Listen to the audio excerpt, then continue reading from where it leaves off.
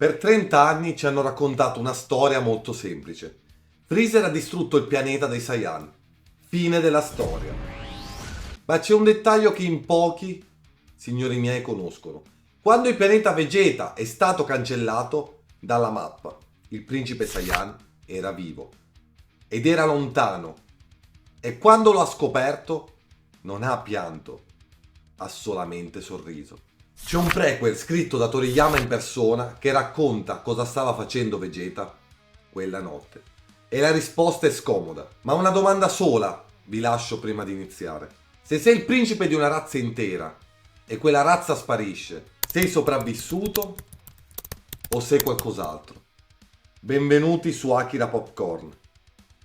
Per capire davvero questa storia, dobbiamo tornare a quella notte nello spazio profondo.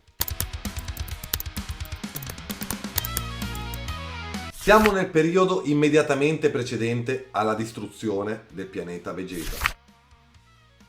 Freezer ha già deciso, la razza Saiyan va eliminata dalle mappe.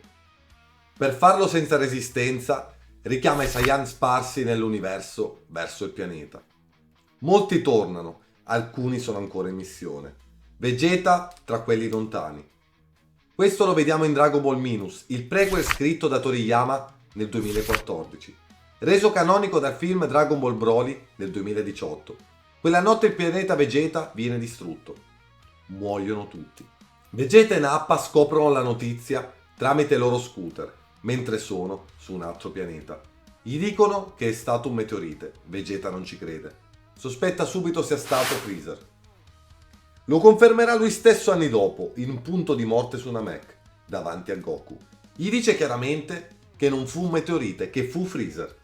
Quindi sapeva la verità e la sapeva da sempre e continua a servire l'assassino del suo popolo per anni ed in silenzio. Ora la parte che nessuno vuole guardare in faccia. La sua reazione alla notizia. Nell'anime special del 91 che ricostruisce quegli eventi, Vegeta non crolla. Signori miei, non si dispera, il suo primo pensiero non è per il suo popolo, è per se stesso, è per il suo orgoglio.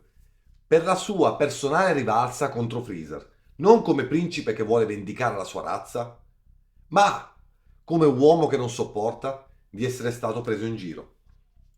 C'è una differenza enorme tra le due cose e quella differenza fa tutto. Arriviamo al punto che nessun fan di Vegeta sa rispondere. Su Namek esistono le sfere del drago, Vegeta lo sa. E per cosa le vuole utilizzare? Diventare immortale? Per se stesso. Non per i Saiyan, non per il suo popolo, ma per sé. Questo nel manga è canonico, non è un'interpretazione.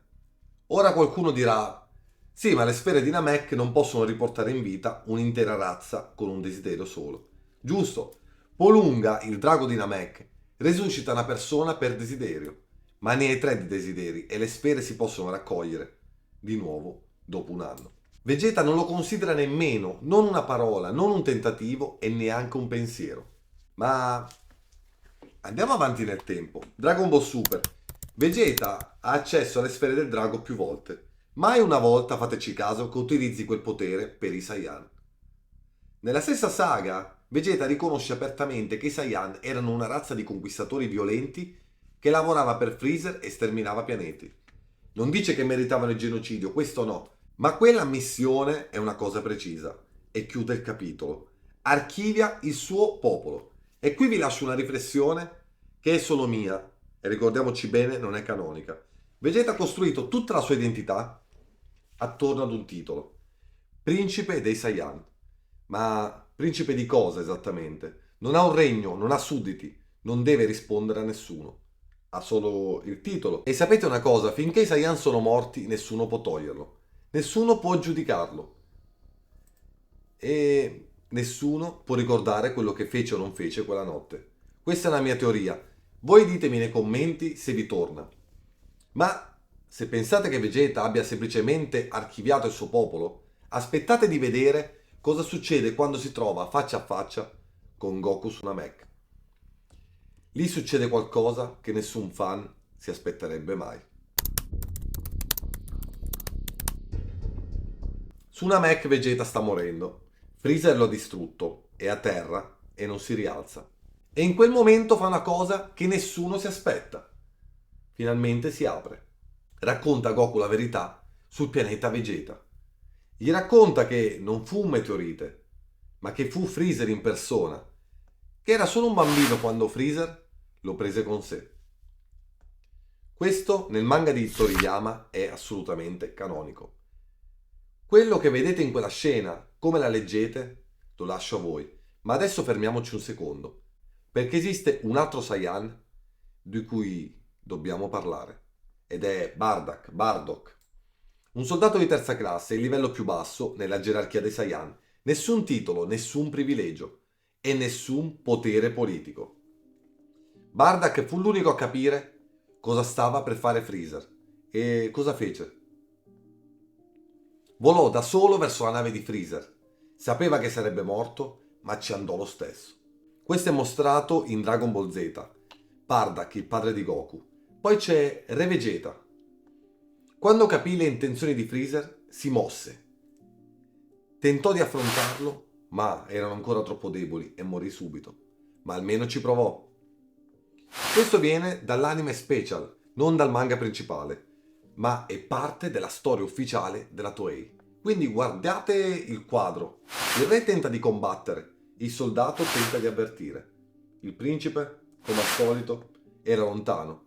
Ma c'è anche Dragon Ball Minus, che mostra Vegeta in missione in quella notte. E non torna. Perché non torna? Il manga non lo dice esplicitamente. Forse non poteva, forse non voleva, forse non sapeva cosa stava per succedere davvero. Ma su Namek in punto di morte, Vegeta stesso dice che sapeva che era stato Freezer, che lo aveva sempre sospettato. Quindi la domanda rimane aperta e voi dovete rispondere. Un soldato senza titolo, un re che cerca di combattere e il principe che sopravvive. Fate voi i conti, ma se pensate di sapere già chi è davvero Vegeta, aspettate di vedere cosa succede quando analizziamo il suo ultimo atto in Dragon Ball Super. Dragon Ball Super, saga di Goku Black. Vegeta su un pianeta distrutto, un pianeta che Goku Black ha sterminato, e Vegeta vede i cadaveri. Vede un popolo cancellato e in quel momento succede qualcosa di davvero inaspettato. Vegeta si ferma, possiamo dire così, e combatte con una furia che non aveva mai mostrato prima. Non per Goku, non per la Terra e neanche per i suoi figli. Combatte per quei morti, per quella gente che non conosceva. E molti fan leggono questa scena come una redenzione. Io vi propongo una lettura diversa, ed è solo la mia. Quel pianeta distrutto è uno specchio, un riflesso di ciò che il passato di Vegeta gli ha lasciato. Vegeta non stava combattendo per loro, ma stava combattendo per il pianeta Vegeta. Per ogni volta che non torna, per ogni volta che non usa le sfere del drago, per ogni volta che serve in silenzio l'assassino del suo popolo.